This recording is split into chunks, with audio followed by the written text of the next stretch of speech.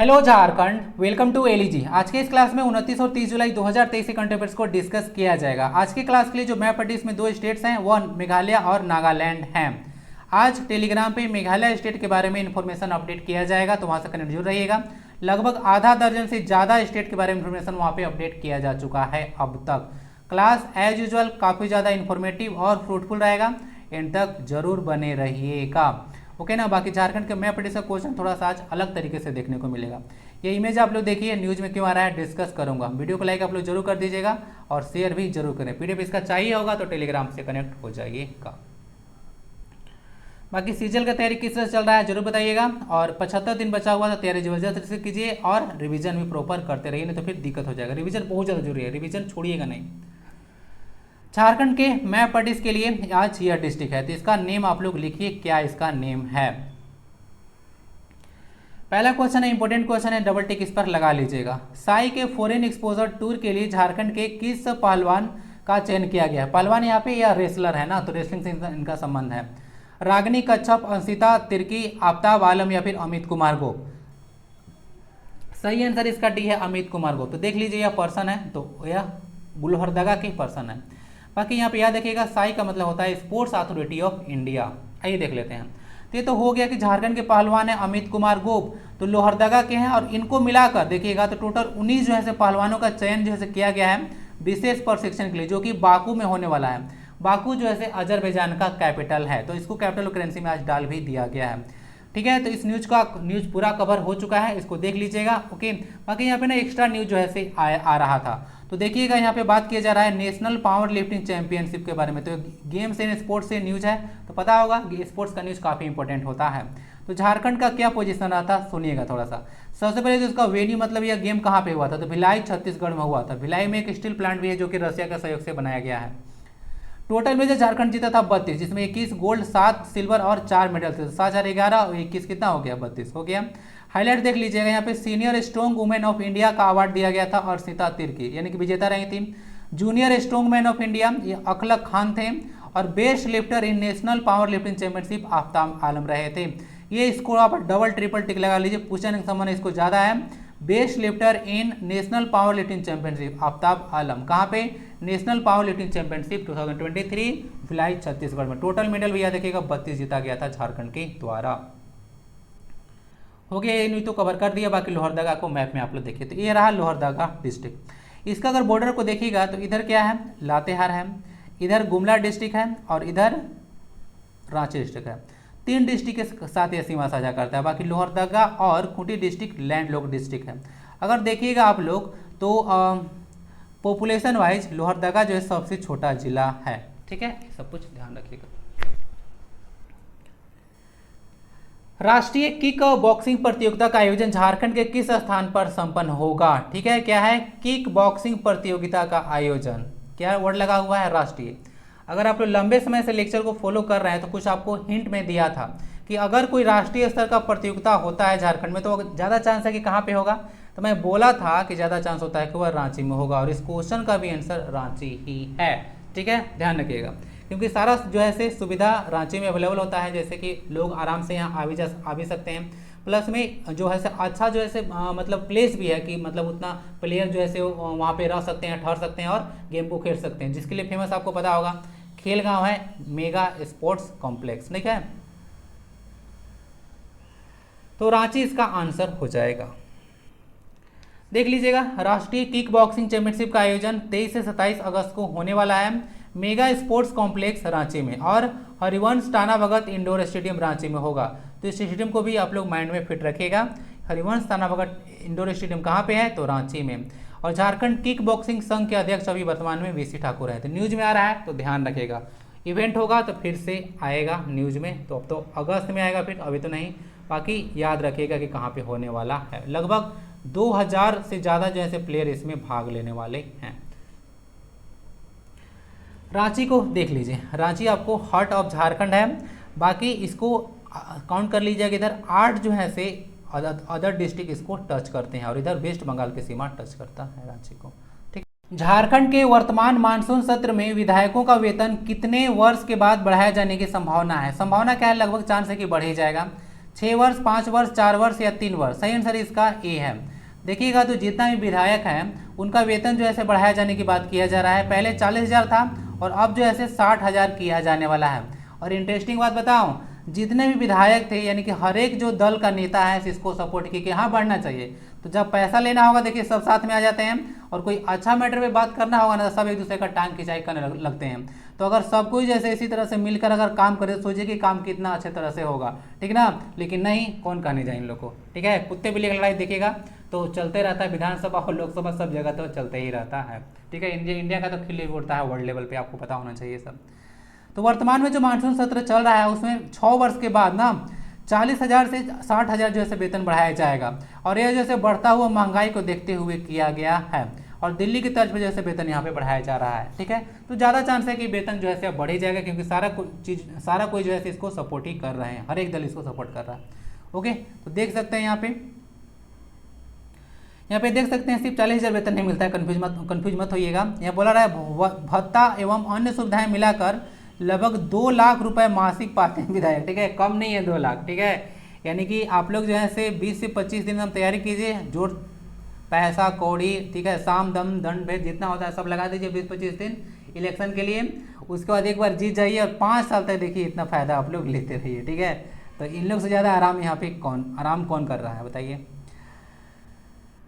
तो इतना कुछ याद रखिएगा। मानसून सत्र में 31 तारीख को जैसा कि डिस्कस किया था, अनुपूरक बजट भी पेश किया जाने वाला है। अब देखिए बजट कितना का आता है, अब तो आपको अगला ही महीना मिलूंगा ना, 1 अगस्त को अब लेक्चर आएगा, ठीक है, 2 दिनों के अंतर के पश्चात आता है। झारखंड राज्य ग्रामीण बैंक के नए अध्यक्ष कौन बनाए गए हैं? पीयूष भट्ट, मदन मोहन, एसके पानी या फिर आरके सिन्हा? सही आंसर इसका बी है, मदन मोहन। ये जो पीयूष भट्ट है वो पहले इसके अध्यक्ष थे, अब जो है रिटायर्ड हो गए हैं। मदन मोहन को याद रखिएगा। जेआरजीबी का देख लीजिएगा हेडक्वार्टर रांची में है। जेआरजीबी का मतलब होता है झारखंड राज्य ग्रामीण बैंक।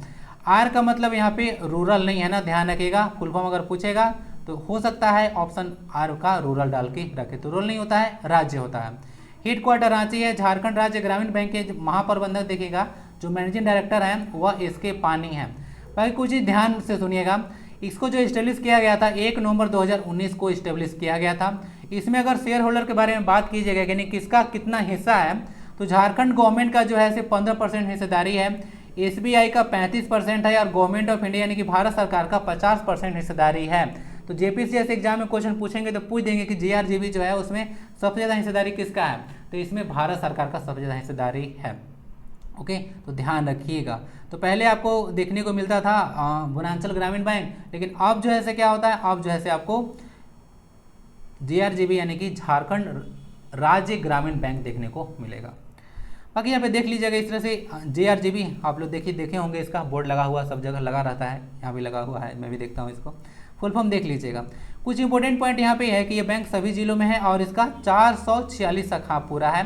इसका 8 जो है रीजनल हेडक्वार्टर्स भी है, रांची में, शिवू में, हजारीबाग में, गिरिडीह में, गुमला में, देवघर में, गोड्डा में और पलामू में। इसको ध्यान रखिएगा, ये सब कुछ न्यूज में आ रहा था। इसका टैगलाइन क्या है, तो झारखंड का अपना बैंक, ये इसका टैगलाइन है। डायरेक्ट क्वेश्चन पूछा भी जा सकता है, न्यूज में आ रहा है सारा, देख लीजिएगा। आरके सिन्हा को डॉल्फिन मैन ऑफ इंडिया कहा जाता है, लेकिन वो आरके सिन्हा नहीं थे, दूसरे आरके सिन्हा है, लेकिन आरके सिन्हा को डॉल्फिन मैन ऑफ इंडिया कहा जाता है। नेक्स्ट देख लीजिएगा, क्वेश्चन पर आप लोग डबल टिक लगा लीजिएगा, इसमें झारखंड का भी इंफॉर्मेशन इंक्लूड है और जो नेशनल न्यूज होता है वो भी इंक्लूड है। टाइगर सेंसस 2022 के अनुसार झारखंड में कितने बाघ बचे हैं? 00, 01, 02 या फिर 05? सही आंसर इसका 1 है, यानी कि मात्र झारखंड में अभी एक ही टाइगर जो है मौजूद है, एक से ज़्यादा टाइगर नहीं है। ध्यान से सुनिएगा इस सारे इन्फॉर्मेशन को। सबसे पहले तो ग्लोबल टाइगर डे यानी कि विश्व जो बाघ दिवस होता है वो कब मनाया जाता है, तो 29 जुलाई को। लास्ट क्लास में भी आपको डिस्कस किया था। 2010 से इसको सेलिब्रेट किया जा रहा है। टाइगर सेंसस 2022 के अनुसार सुनिएगा ध्यान से, सबसे कुल बाघ जो है भारत में 3682 है, और 2018 में कितना था, तो 2967 इतना था। बाद में देखिए डेटा जो है अगर इंटरनेट पे आप लोग सर्च कीजिएगा या फिर बुक्स में मैं देखा था 3167 जैसे डेटा लेकर रखे हैं, लेकिन ये डेटा एक्यूरेट नहीं है। पहले जैसे डेटा जो है मतलब जो है सीधे जो है सरकार के द्वारा जो है जारी किया गया था कि इतना टाइगर है, तो लगभग जारी किया गया था, लेकिन स्टेट वाइज जब टोटल काउंट किया गया था तो 3682 आया था। तो बहुत सारा बुक में भी और देखा हूँ कि इंटरनेट पे भी इसको अपडेट नहीं किया गया है, ठीक है, न्यूज़पेपर में यह अपडेटेड डेटा दिया गया था। और साथ में ये भी बोला गया था, मैं टेलीग्राम पे शेयर किया था आपको, ये भी बोला गया था कि अनंतिम रूप से जो आंकड़े आए थे स्टेट वाइज उसको बाद में ऐड किया गया था, तब जाकर इतना हुआ था। तो गलत इन्फॉर्मेशन लेकर मत जाइएगा, क्योंकि यह क्वेश्चन काफ़ी ज़्यादा इंपॉर्टेंट है। सबसे अधिक बाघ कहाँ पे है? तो सबसे अधिक बाघ जो है मध्य प्रदेश में है। कितना है वो भी आपको पता चल जाएगा, और इसको टाइगर स्टेट्स भी कहा जाता है। झारखंड में बाघ मात्र एक है। 2018 में यहाँ बाघ 5 थे, लेकिन अब 2022 में जो है बाघ जो है से मात्र 1 बचा, यानी कि 4 बाघ की संख्या घट गया है। तो यहाँ पे 2018 दिखा, फिर 2022 दिखा। ऐसा क्यों हो रहा है? ऐसा इसीलिए हो रहा है क्योंकि भारत में टाइगर का जो जनगणना होता है वह हर एक 4 साल के अंतराल पर होता है, यानी कि अगला जो टाइगर का सेंसस होगा वह 2026 में होगा। नेक्स्ट देख लीजिएगा, जो प्रोजेक्ट टाइगर लाया गया था वह 1973 में लाया गया था, आपको पता होगा। उस समय भारत में 9 जो है टाइगर रिजर्व थे, जिसमें पीटीआर भी था। पीटीआर का फुल फॉर्म होता है पलामू टाइगर रिजर्व। और अब देखिएगा तो 73 में 50 जोड़िएगा तो यहाँ पे 2023 आ जाएगा। 1975 में बात किया जा रहा है, तो 50 साल इसका पूरा हुआ है। तो किसी का अगर 25 साल, 50 साल, 100 साल पूरा होता है तो उसे क्वेश्चन पूछने की संभावना काफ़ी ज़्यादा रहता है। और प्रोजेक्ट टाइगर तो डायरेक्ट भी आपको पूछा जाता है। यहाँ पे देख लीजिएगा टॉप जो टाइगर रिजर्व है इंडिया में, यानी कि टॉप टाइगर रिजर्व यानी कि टाइगर की संख्या में जो है कौन जो है टाइगर रिजर्व ज़्यादा, जिस मतलब कि टाइगर रिजर्व में टाइगर की संख्या ज़्यादा है, उसमें यहाँ पे देखिएगा ऑर्डर लगाया गया है। तो सबसे ज़्यादा कॉर्बेट टाइगर रिजर्व आपको पता होगा उत्तराखंड में है, उसके बाद बांदीपुरा है, फिर नागरहोल है। ठीक है, ये दोनों कर्नाटका में है, देखिए बांदीपुरा और नागरहोल है। Top tiger states in the country, यानी कि सबसे ज़्यादा टाइगर कहाँ पे है? तो मध्य प्रदेश में सबसे ज़्यादा टाइगर है, इसलिए टाइगर स्टेट भी इसको कहा जाता है। उसके बाद कर्नाटका में है, उत्तर प्रदेश में, फिर महाराष्ट्र में है। और टाइगर देखिएगा तो total tiger reserves in India 53 है। ये भी डेटा निकल कर आ रहा था कि भारत में अभी 53 जो है टाइगर रिजर्व्स हैं। ठीक है, ध्यान रखिएगा। तो कुछ डेटा हो गया ग्लोबल टाइगर डे के बारे में। 2010 से इसको सेलिब्रेट किया जा रहा है। लास्ट क्लास में भी थोड़ा कुछ डिस्कस किया था आपसे, ठीक ना, जब डिस्कस कर रहा था न्यू एजुकेशन पॉलिसी उस टाइम। ठीक है, वो भी 29 जुलाई 2020 को लाया गया था। तो डेट सेम है, कनेक्ट करके याद रखिएगा, रीड कर लीजिएगा। सारी इन्फॉर्मेशन मैं डिस्कस कर चुका हूँ, और कुछ इससे रिलेटेड स्लाइड भी जो है मैं टेलीग्राम पर शेयर किया हूँ, तो वहाँ से जो कनेक्ट होंगे उनको पता होगा।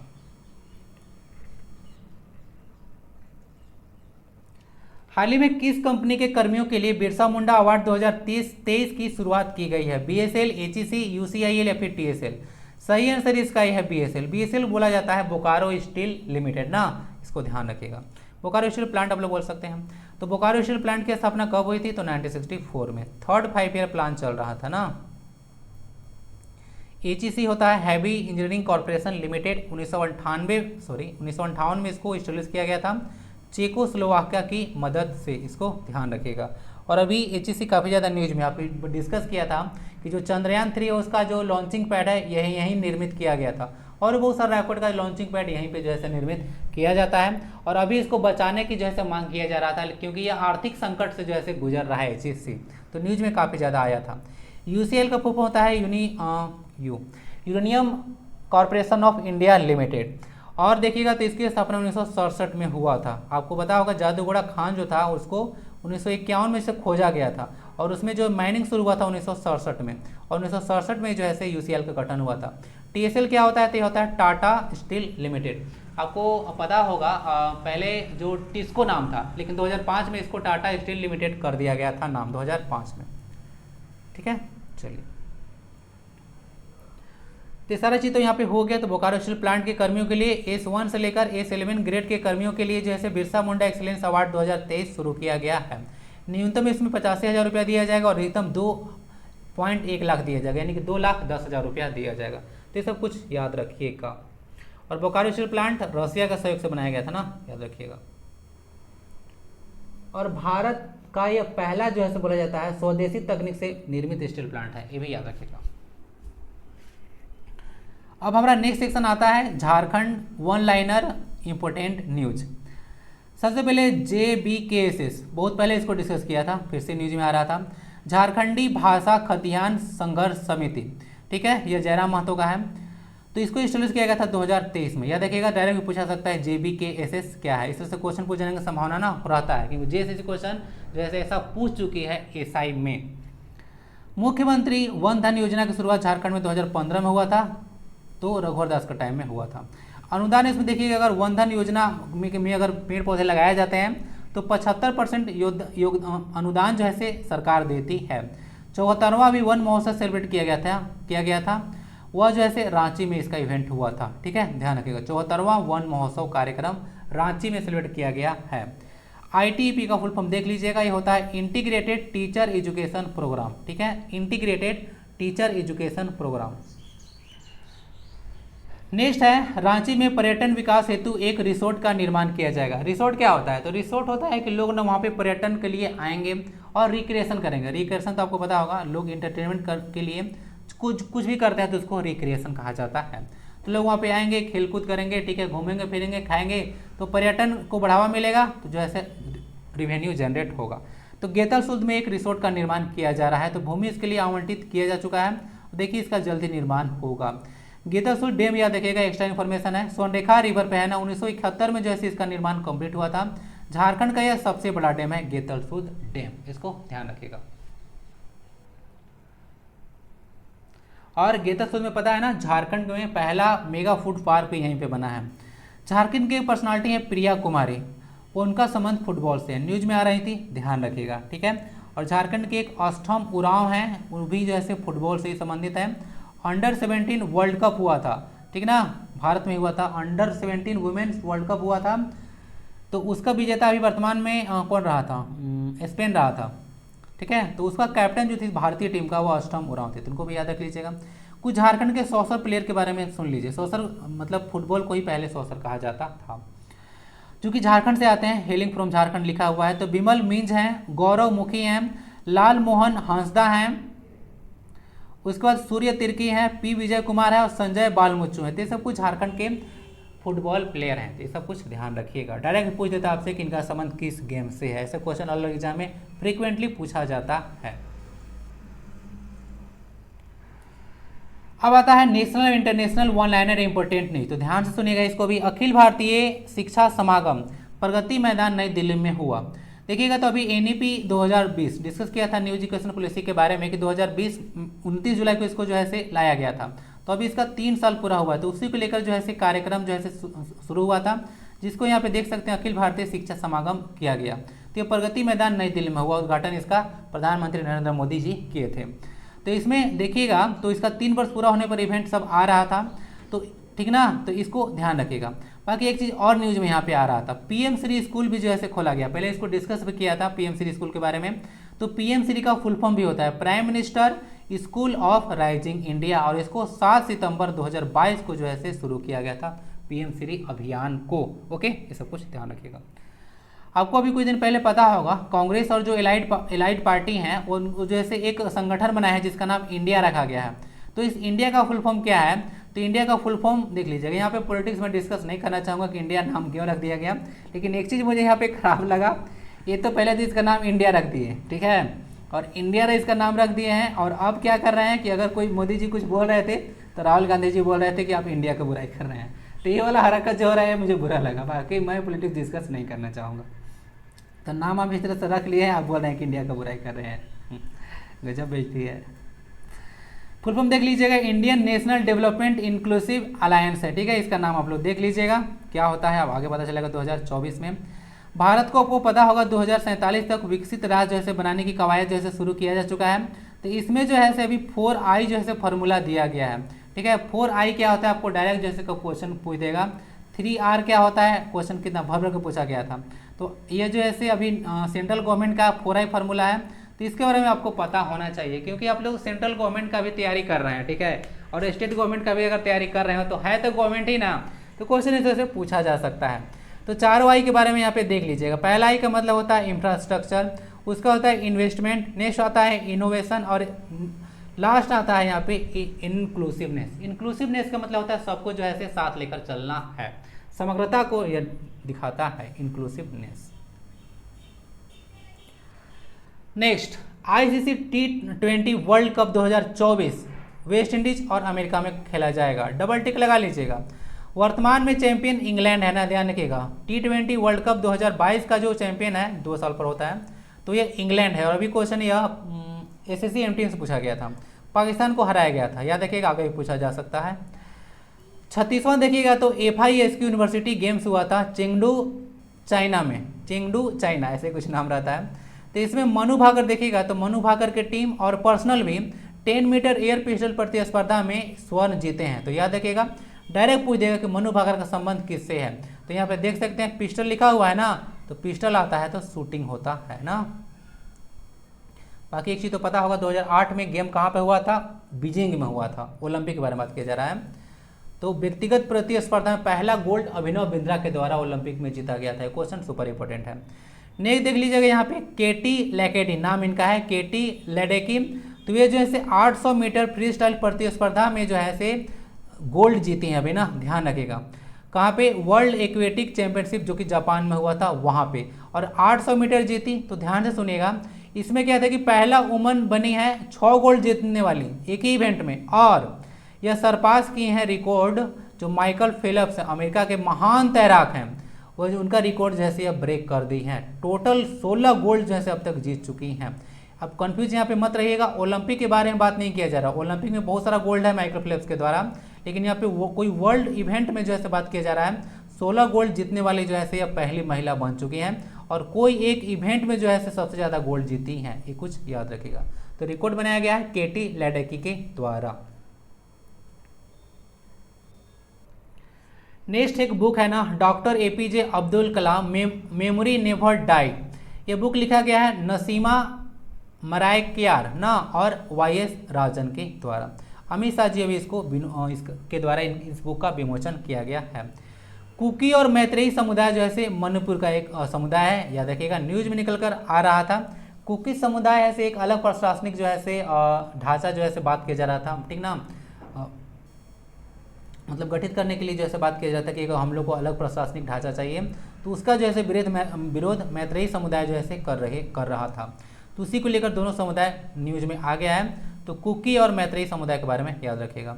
OBC आरक्षण को लेकर एक आयोग बनाया गया था, रोहिणी आयोग, और ये आयोग जैसा भी रिपोर्ट जो है सबमिट करने वाली है, ठीक है ना। ये सबमिट कर भी दिया गया है, लेकिन रिपोर्ट में क्या क्या अभी इसको ना गोपनीय रखा गया है। तो इस रिपोर्ट में क्या निकल कर आएगा फिर से न्यूज में आएगा, तो हम लोग डिस्कस कर लेंगे किसको कितना आरक्षण दिया गया।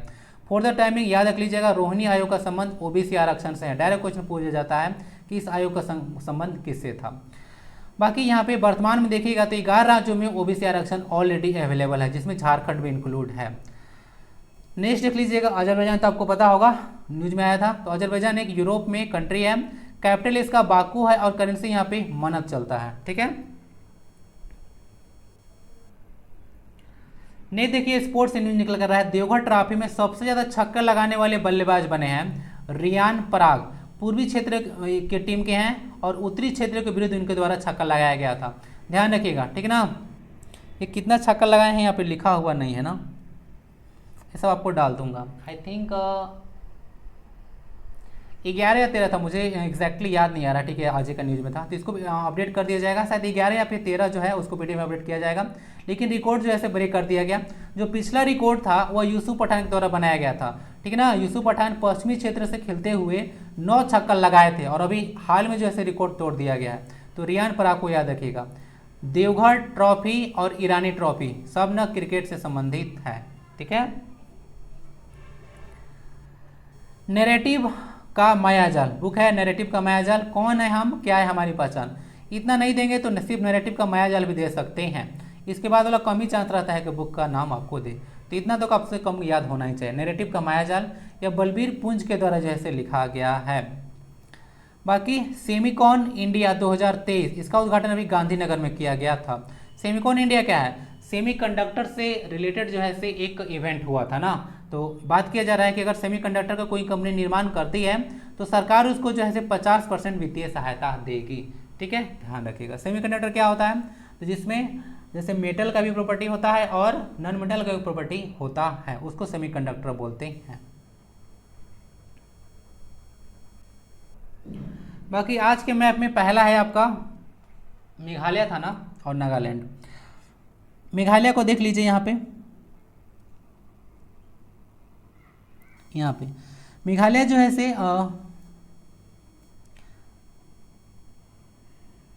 सिर्फ एक स्टेट को सीमा को टच करता है मेघालय, सिर्फ आसाम को, दूसरा कोई स्टेट के साथ सीमा टच नहीं करता है, तो इसलिए इंपॉर्टेंट है। बाकी यहाँ पे देख लीजिएगा मेघालय में देखिएगा तो यहाँ पे कुछ नेशनल पार्क है। पहला तो एक नोकरेक याद रखिएगा, और क्या था नोकरेक, और एक है बलपकलम, ठीक है, बलपक्रम है, ठीक है, इस तरह से कुछ इसका नाम है। तो 2 नेशनल पार्क यहाँ पे याद रखिएगा नागालैंड का। बाकी यहाँ पे गारो, खासी और जयंतिया हिल्स भी नागालैंड में देखने को मिलेगा। और यहाँ पे हॉर्नबिल फेस्टिवल भी सेलिब्रेट किया जाता है। ये सब कुछ याद रखिएगा नागालैंड को।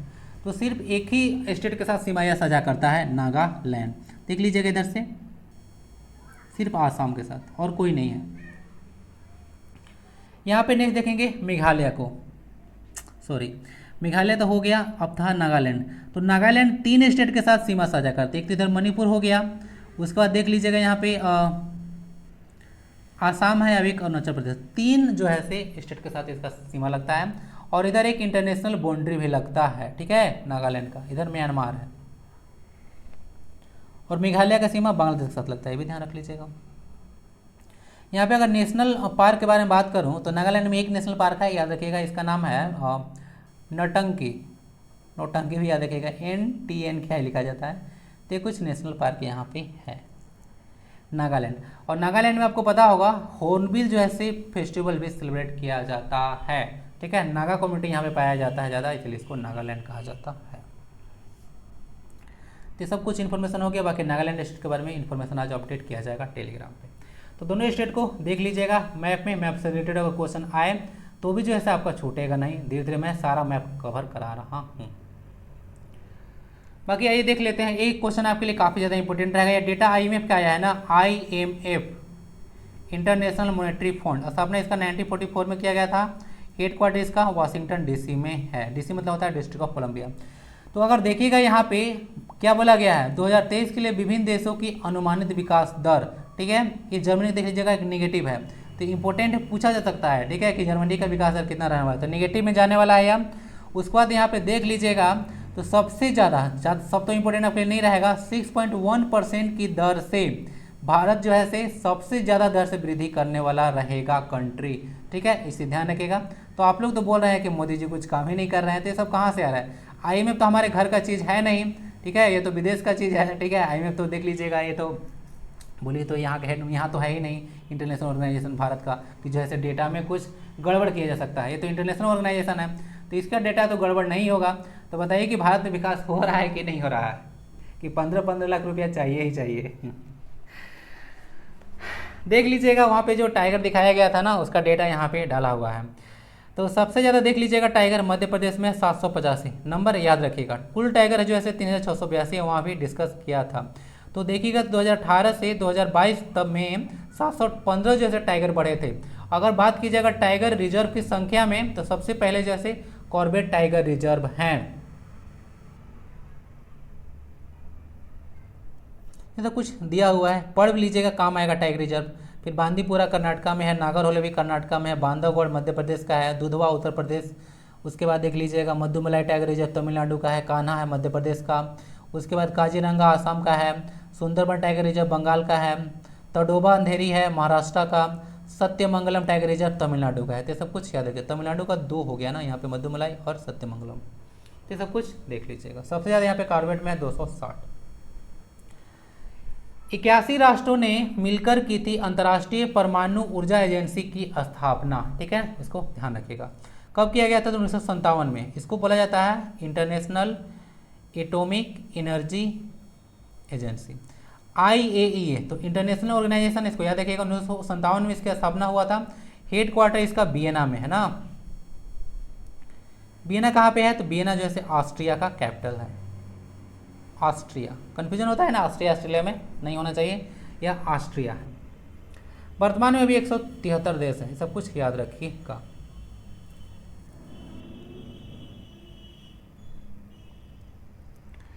यह देखिए कितना इंपॉर्टेंट न्यूज है। तो देखिए न्यूज़पेपर आप लोग सोचते हैं ना कि बस ऐसा ही काम चला गया। क्वेश्चन कितना ज़्यादा इंपॉर्टेंट है। क्वेश्चन आप लोग प्रीवियस ईयर क्वेश्चन उठाकर देख लीजिए किसी एग्जाम का, कितना बड़ा क्वेश्चन पूछा गया है।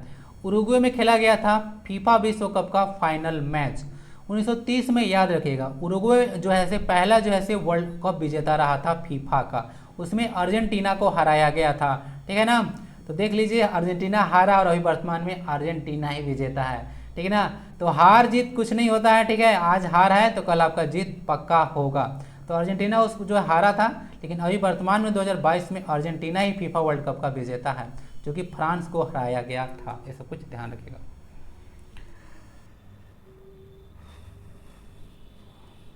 भारत की पहली महिला विधायक डॉक्टर थी मुथु लक्ष्मी रेड्डी। इनके बारे में थोड़ा सा आप लोग याद रखिएगा, तमिलनाडु की पर्सनालिटी हैं, तो भारत की ये पहली डॉक्टर हैं बस। पायलट का लाइसेंस पाने वाले पहले भारतीय थे जे.आर.डी. टाटा। तो जे.आर.डी. टाटा का तो नाम आप लोग सुने होंगे। तो ये प्रसिद्ध उद्योगपति हैं जे.आर.डी. टाटा। उनका जन्म 1904 में हुआ था। कन्फ्यूजन हो रहा है क्या माइंड में? ये जे.आर.डी. टाटा है, ठीक ना, जे.आर.डी. टाटा। तो सोच रहे होंगे कि ये 1904 में जन्म हुआ था, 1907 में स्थापना कैसे कर दी टाटा कंपनी का, ठीक है, टिस्को का। तो ये नहीं किए थे, जमशेदजी टाटा और दोराबजी टाटा के द्वारा किया गया था ना, कन्फ्यूज मत होइएगा। तो जे.आर.डी. टाटा का जन्म 1904 में फ्रांस में हुआ था। 1929 में इनको लाइसेंस मिला था, पायलट का पहले भारतीय थे, सब कुछ याद रखिएगा। बाकी एक चीज इंपॉर्टेंट यहाँ पे भी रहेगा, 1932 में भारत की पहली विमानन सेवा टाटा एयरलाइंस एयर एशिया की स्थापना भी की थी इन्होंने। तो पहली बार पूछा भी जाता है कि जैसे एयरलाइन की सेवा शुरू कब हुआ, तो 1932 में। चलिए यहाँ पे भी लिखा हुआ है कि एकमात्र जैसे उद्योगपति हैं जिनको भारत रत्न मिला है। टाटा कंपनी अपने आप में बहुत बड़ा कंपनी है, और मतलब ये देखिएगा तो बहुत लोगों का ज़िंदगी सुधारा भी है। और झारखंड में देखिएगा अब काफ़ी सेफ भी है। आपको तो डिस्कस भी किया था कि सबसे अगर लोग जो है से अगर काम के हिसाब से देखिएगा तो सबसे अच्छा कंपनी जो है से टाटा ही कंपनी है। और 7% रोजगार जो है से झारखंड में प्रोवाइड कराता है टाटा जो स्टील लिमिटेड है। यहाँ पे देख लीजिएगा विक्ट्री डे पर उत्तर कोरिया का शक्ति परीक्षण हुआ था। ये हो क्या रहा है, तो यहाँ पे ना कोरियन वार हुआ था। तो कोरियन वार एक्चुअली में 1950 में शुरू हुआ था नॉर्थ कोरिया साउथ कोरिया के बीच में, और जाकर यह एंड हुआ था 1953 में। तो उसी का विजय जो है से उत्सव मनाया जा रहा था। इमेज में आप देख रहे थे, एक थे आपके Kim Jong Un north Korea के, और दूसरे थे उनके चचा जी, ठीक है, पुतिन जी थे, ठीक है। तो कुछ याद रखिएगा। तो यहाँ पे देख लीजिएगा विक्ट्री डे के बारे में यहाँ पे है। तो उत्तर कोरिया के बारे में याद रखिएगा, उत्तर कोरिया का जो है से प्योंगयांग कैपिटल है, करेंसी यहाँ पे ओन चलता है। नॉर्थ कोरिया साउथ कोरिया दोनों का करेंसी जो है से ओन ही है। नेक्स्ट पॉइंट इंपॉर्टेंट ये रहेगा कि नॉर्थ कोरिया और साउथ कोरिया के बीच में 38 डिग्री जो है से पैरेलल लाइंस है, ये ध्यान रखें। बाकी यह जो है से एक परमाणु संपन्न देश भी है। विश्व में कुल जो है से 9 परमाणु संपन्न देश हैं, ठीक है, ये चीज़ याद रखिएगा, जिसमें भारत भी है, पाकिस्तान भी है, इजराइल भी है, ये तो हो ही गया, अमेरिका भी है, चीन भी है, ये सारा कंट्रीज आते हैं। 9 परमाणु सक्षम देश हैं, याद रखिएगा, यानी इन लोग के पास परमाणु है। सबसे ज़्यादा परमाणु किसके पास है, तो ऑब्वियसली रसिया के पास। तो याद रहेगा ना कि भूल जाइएगा, देख लीजिएगा यहाँ पे। चलिए अब मैप पर इसका क्वेश्चन आता है, इनमें से कौन सा जिला दक्षिण छोटानागपुर में नहीं पड़ता है? सिमडेगा, लोहरदगा, खूंटी और रामगढ़, कौन सा इसमें होगा? आइए देख लेते हैं।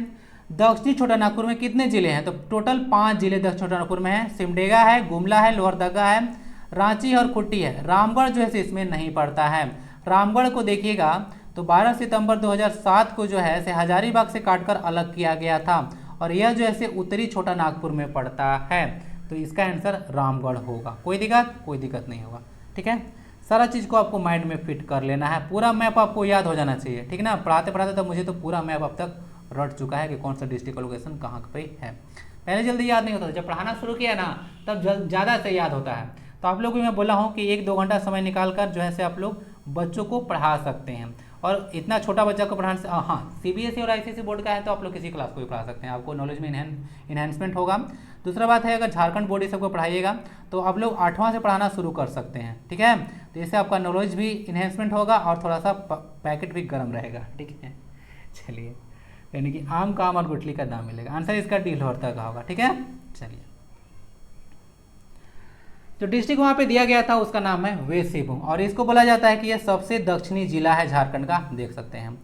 तो इसके बारे में बात किया जाता है कि 16 जनवरी 1990 को जो है इसको बनाया गया था। सिंहभूम को काटा गया था ना 16 जनवरी 1990 को, तो पूर्वी सिंहभूम और पश्चिमी सिंहभूम दोनों जो है से बना था 1990 को ही, ठीक है, ध्यान रखिएगा।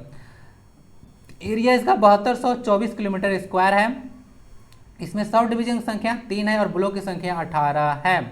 गांव की संख्या यहाँ पे 1687 है और यहाँ पे म्यूनिसिपैलिटी भी 2 है। बाकी कुछ चीज़ अब याद रखिएगा, जैसे कि नौमुंडी कोल माइंस, तो यह वेस्ट सिंहभूम में पड़ता है। और इम्पोर्टेंट क्वेश्चन इससे ये पूछा जाता है कि जो टाटा स्टील कंपनी है वह कोयले की आपूर्ति कहाँ से करती है, तो नौमुंडी खान से ही जो है वो लेती है। नेक्स्ट आता है सारंडा फॉरेस्ट, आपको पता होगा सारंडा फॉरेस्ट जो है से वेस्ट सिंहभूम में ही पड़ता है। और सारंडा फॉरेस्ट में जो अवैध इलीगल आयरन और मैग्नीज ओर का माइनिंग हुआ था उसके लिए एमबी शाह कमेटी का गठन किया गया था 2010 में, ठीक है। और इस कमेटी ने अपनी रिपोर्ट को प्रस्तुत किया था 2013 में। तो सब कुछ याद रखिएगा। 23 निकल कर आ रहा है सारंडा फॉरेस्ट। और सारंडा देखिएगा तो सबसे ज़्यादा तो वेस्ट सिंहभूम में ही है। और सारंडा हिल यहाँ पे देखिएगा तो ये जो है झारखंड की तीसरी सबसे ऊंची चोटी है। और यहाँ पे साल वृक्ष का सबसे ज़्यादा फॉरेस्ट सारंडा में ही है। ये भी बात आप लोग याद रखिएगा। सारंडा का मतलब होता है Saranda the land of 700 hills. Chiria iron ore mine जो है वेस्ट सिंहभूम में है। तो चिरिया डायरेक्ट पूछा जाता है कि चिरिया जैसे कहाँ पे है, तो चिरिया वेस्ट सिंहभूम में किसके लिए है, तो यह लौह अयस्क की खान के लिए प्रसिद्ध है। झारखंड में सबसे ज़्यादा देखिएगा तो जो लिंगानुपात है या फिर बाल लिंगानुपात बोलिए तो वेस्ट सिंहभूम में ही है, दोनों है, याद रखिएगा। लार्जेस्ट डिस्ट्रिक्ट एरिया वाइज देखिएगा तो लार्जेस्ट डिस्ट्रिक्ट कौन सा है, तो पश्चिमी सिंहभूम में है। और सबसे बड़ा जो है पार्लियामेंट्री जो एरिया है वह भी वेस्ट सिंहभूम में है। और सबसे ज़्यादा फॉरेस्ट भी वेस्ट सिंहभूम में ही है। तो सब डेटा को ध्यान रखें। हिरनी वाटरफॉल भी यहाँ पे है जो कि रामगढ़ रिवर में बनता है, वेस्ट सिंहभूम में। और यहाँ पे नेक्स्ट आ रहा है कि जो चाईबासा है, देखिएगा तो यहाँ पर जो डिस्ट्रिक्ट का हेडक्वार्टर है वह चाईबासा है, ठीक है ना। वैसे तो देखिएगा तो पूरा तीनों का तीनों जो कोल्हान प्रमंडल है उसका हेडक्वार्टर चाईबासा है जो कि वेस्ट सिंहभूम में पड़ता है। तो इस डिस्ट्रिक्ट का हेडक्वार्टर भी चाईबासा में ही है। तो अगर इसको देखिएगा तो हो गया। तो चाईबासा को जो है लाइफलाइन कहा जाता है रोरो रिवर को, डिस्कस किया था आपको करंट अफेयर्स में पहले भी। बाकी यहाँ पे एक खंडित शिवलिंग वाला महादेव मंदिर भी है जो कि पश्चिम सिंहभूम में पड़ता है। तो इतना सारा इन्फॉर्मेशन याद रखिएगा। 13 वेस्ट सिंहभूम डिस्ट्रिक्ट, इसकी सीमा आप लोग देख लीजिएगा। इधर सिमडेगा को टच करता है, इधर खुट्टी को टच करता है, इधर सरायकेला खरसावां को टच करता है। तो 3 अन्य डिस्ट्रिक्ट के साथ इसका सीमा लगता है और इधर उड़ीसा का सीमा के साथ टच करता है स्टेट बॉर्डर को। तो आज क्लास में इतना ही। क्लास कैसा लगा जरूर बताइएगा। आई होप कि क्लास फ्रूटफुल रहा होगा। तो लाइक आप लोग बहुत कम दे रहे हैं तो लाइक कीजिए और शेयर भी कीजिए दूसरों के साथ। बाकी क्लास कैसा लगेगा जरूर बताइएगा। कोई भी दिक्कत आपको आएगा कमेंट बॉक्स में उसको लिख दीजिएगा। एज सुन एज पॉसिबल उसको सॉर्ट आउट किया जाएगा। मिलते हैं फिर अगले क्लास में। टेलीग्राम से कनेक्ट जरूर रहिएगा। आज अपडेट किया जाएगा नागालैंड को, या हो सकता है मेघालय को अपडेट करूँ। वंदे भारतम, जय